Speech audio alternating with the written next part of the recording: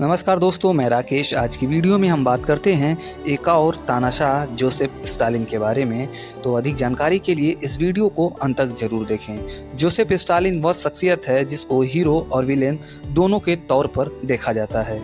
उसने रूस को ताकतवर बनाया और दूसरे विश्व युद्ध में हिटलर को हराकर इतिहास रचा। करीब 2.5 दशक तक सोवियत संघ की राजनीति में उसका दबदबा रहा। उसको रूस में लौह पुरुष के तौर पर जाना जाता है। स्टालिन का नाम ही लौह पुरुष होता है।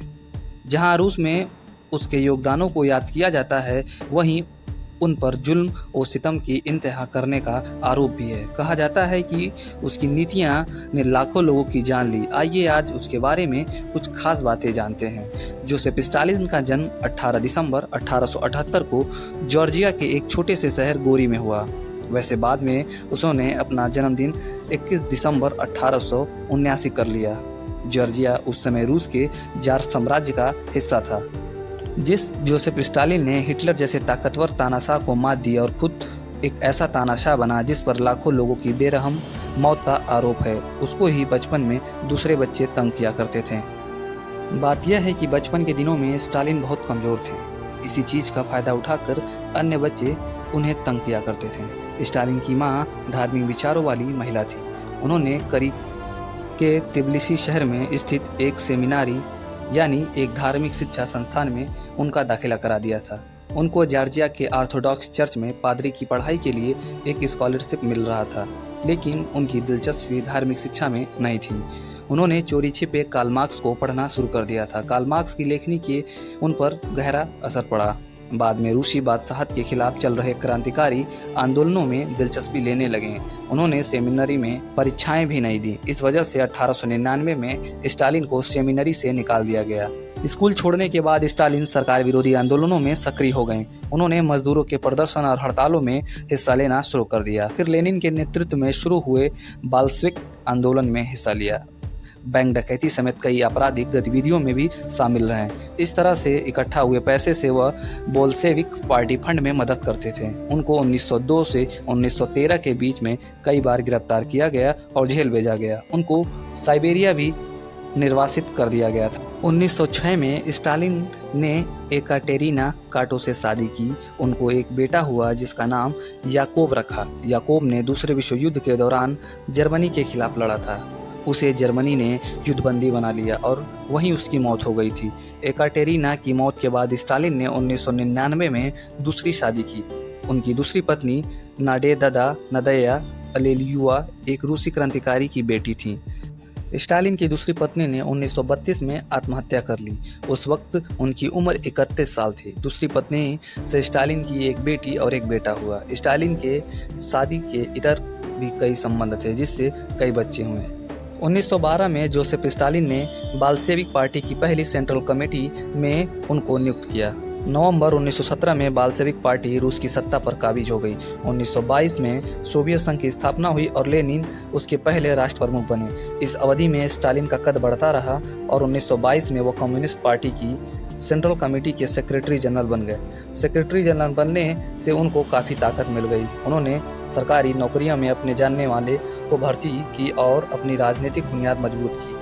1924 में लेनिन की मौत हो गई। लेनिन की मौत के बाद स्टालिन ने अपने दांवपेच से अपने सभी प्रतिद्वंदियों को चित कर दिया और कम्युनिस्ट पार्टी पर अपना कब्जा कर लिया। बाद में वह सोवियत संघ के तानाशाह बन गए। सत्ता में आने के बाद स्टालिन ने सोवियत संघ को औद्योगिक सुपर पावर बनाने के लिए काम करना शुरू कर दिया। इसके लिए कई पंचवर्षीय योजनाओं का शुभारंभ किया।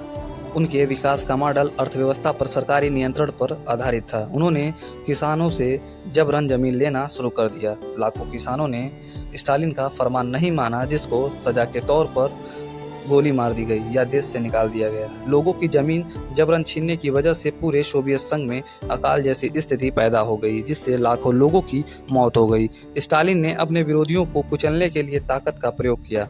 उन्होंने गुप्तचर पुलिस की ताकत बढ़ाई और लोगों को एक दूसरे की जासूसी करने के लिए उकसाया। लाखों लोगों को या तो मरवा दिया गया या फिर जबरन मजदूरी कराने के लिए शिविरों में भेज दिया गया। साल 1930 की दूसरी छमाही में स्टालिन ने उन लोगों से छुटकारा पाने का अभियान चलाया जिसे वो अपने लिए खतरा समझते थे। स्टालिन ने अपने व्यक्तित्व को बढ़ा चढ़ाकर पेश किया। सोवियत संघ में कई शहरों का नाम उनके सम्मान में रखा गया। इतिहास की किताबों दोबारा लिखी गईं, जिनमें उनका प्रमुखता दी गई। कलाकृति, साहित्य और संगीत में उनकी चापलूसी होने लगी। उनका नाम सोवियत संघ के राष्ट्रीय गीत का हिस्सा बन गया। उनकी सरकार ने सोवियत मीडिया को भी अपने कब्जे में कर लिया। स्टालिन की बड़ी उपलब्धि दूसरे विश्व युद्ध में हिटलर को हराना था। 1939 में दूसरा विश्व युद्ध शुरू होने से पहले स्टालिन और हिटलर ने एक समझौता किया। समझौते के मुताबिक जर्मनी और सोवियत संघ एक दूसरे पर हमला नहीं करेंगे। उसके बाद उन्होंने पोलैंड और रोमानिया के साथ साथ एस्टोनिया, लातविया और लिथुआनिया जैसे बाल्टिक राज्यों को रूस में मिलाया। उन्होंने फिनलैंड पर भी हमला किया। फिर जून 1941 में जर्मनी ने नाजी सोवियत समझौता तोड़ दिया और सोवियत रूस पर हमला कर दिया। जब जर्मन फौज मॉस्को पहुंची तो स्टालिन वहीं थे। उन्होंने दुश्मन पर जोरदार हमला करने का आदेश दिया। अगस्त 1942 में फरवरी 1943 तक चले। स्टालिनग्राद के युद्ध में सोवियत संघ का पलड़ा भारी हो गया और रेड आर्मी ने जर्मनी को हरा दिया। जर्मन सैनिकों को रूस ने खदेड़ दिया था। इस तरह स्टालिन ने जर्मनी को अपनी सेना के माध्यम से उखाड़ फेंका। आइए जानते हैं कैसे हुई उनकी मौत।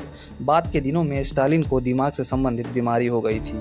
5 मार्च 1953 को एक स्ट्रोक पड़ने से उनकी मौत हो गई।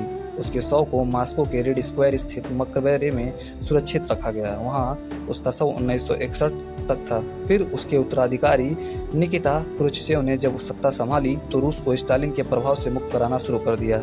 उसी के मुहिम के हिस्से के तौर पर उसके शव को मकबरे से निकालकर क्रेमलिन की दीवार के करीब दफनाया गया। आज की वीडियो में हमने बात की सोवियत रूस के तानाशाह जोसेफ स्टालिन के बारे में। यह हमारी चौथी वीडियो है तानाशाह सीरीज का। वीडियो देखें, कमेंट करें, लाइक करें और सब्सक्राइब करें। धन्यवाद।